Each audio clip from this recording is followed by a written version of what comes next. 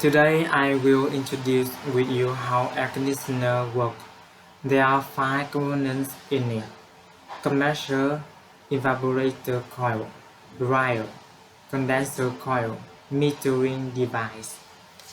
First, the compressor will compress low pressure air to high pressure air, and then the high pressure air will flow the pipe to condenser coil. But here, the air will convert into liquid. The condenser fan is used to blow heat to the outside. To decrease temperature of condenser coil, the liquid has high temperature and pressure. It flows through the liquid line to metering device. It will become coolant and with low pressure. Next, it will into the evaporator coil.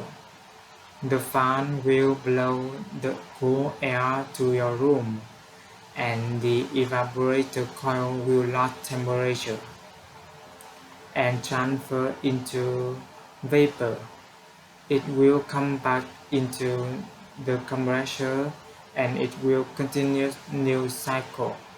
Those are 5 components in it.